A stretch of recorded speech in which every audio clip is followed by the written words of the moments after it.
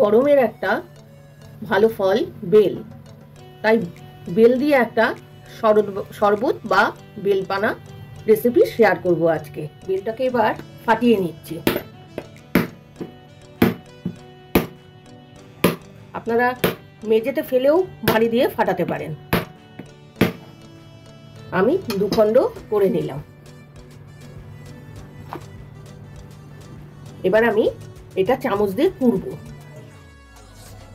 তাহলে বেলটা এবার চামচ দিয়ে কুড়বো বলেছি, পুরো অংশগুলো চামচ দিয়ে এর মধ্যে কেটে নেব। বেলটা আমার চামচ দিয়ে পুরো কেটে নিয়েছি, একদম পুরো দেখুন দুটোই কাকা হয়ে গেছে। এইভাবে পুরো কেটে নেবেন। তারপরে আপনি দুধ দিয়ে করুন বা দই দিয়ে করুন বা জল দিয়ে করুন বা লেবু দিয়ে করুন, সেটা পরে। আগে এটা এখন চটকাতে হবে। চটকাবো কি দিয়ে? জল দিয়ে চটকে নেবো, অল্প জলে, নাহলে তো বেরোবে না। 1 কাপ জল দিয়ে দিলাম, অনেকটা বেল তো। আপনাদের বেল যদি পুরো নাও লাগে, কাইটা করে ফ্রিজে রেখে দেবেন। পরের দিন আবার করতে পারবেন, তারপরের দিন করতে পারবেন, যেরকম লাগবে সেইটুক খালি চামচ কেটে নিয়ে নেবেন গ্লাসে।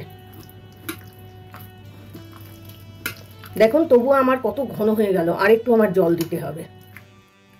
বেলটা আমার খুব ঘন হয়েছে বলে এটা ছাঁকনিতে ছাঁকা যাবে না, তাই অল্প একটু 1/2 কাপ জল আরো আমি দিয়ে দিচ্ছি, একটু পাতলা করে নিচ্ছি। এবার আমার এই কাইটা ছাঁকনিতে ছেঁকে নেওয়ার পালা।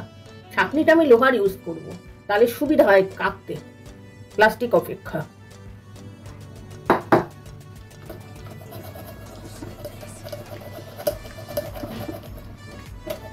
এইভাবে আস্তে আস্তে পুরো বেলটা ছেঁকে নিতে হবে।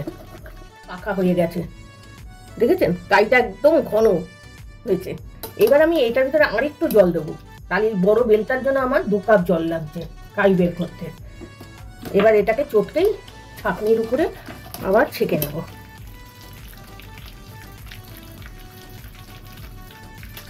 তাহলে আমার বেল পাকা হয়ে গেল। শরবত আমি করব দুধ একটা আর একটা জল দিয়ে। প্রথমেই আমার দেখুন কাইটা হয়ে গেছে। এই কাইটা দেওয়ার সময় আমি নাড়িয়ে নেব একটু। তাহলে আমি প্রথম জল দিয়ে আর দুধ দিয়ে করে নিচ্ছি। দুটোতেই বেলপানা দিয়ে দিলাম, পানা করার জন্য কাইটা দিয়ে দিলাম 2 চামচ করে। আমরা এটা আমি গুড় দিয়ে বানাবো, আখের গুড়। আখের গুড় খেলে গরমে শরীরটাও ঠান্ডা থাকে। আপনারা চিনি খেলে চিনি দিয়ে করবেন। আমি দুটোতেই গুড় দিয়ে দিলাম। আপনারা যেরকম মিষ্টি খাবেন সেইভাবেই করবেন। এবার আমি একটাতে জল দেব আর একটায় দুধ দেব। দুধটা আপনারা ঠান্ডা করে ফ্রিজে রেখে ঠান্ডা দুধ দিতে পারেন। আমি ঠান্ডা দুধ দিইনি, কারণ আমি দুটো বরফ দেব। একটু ফাঁকা রেখেছি, বরফটা গড়লেই সেটা জলে পরিণত হয়ে যাবে। আর এখানেও দুটো দিয়ে দিলাম। এবার আমার শরবতটা করার পালা। এবার এটাকে পুরো নাড়িয়ে দেব।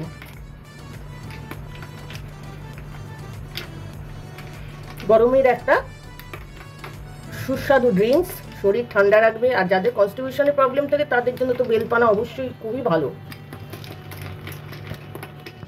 তাহলে আমার দুধ দিয়েও করা হয়ে গেল, জল দিয়ে করা হয়ে গেল। এবার আমার কিছুটা কাই রয়েছে, দেখুন এই কাইটা আমি ফ্রিজে রেখে দেবো বক্সে করে। আবার 2 দিন করা যাবে। আমার যা হয়েছে অনেকটা বড় বেল ছিল। যখন যেরকম প্রয়োজন হবে বের করে আপনারা করতে পারবেন। তাহলে আমার শরবত বেলপানা রেডি।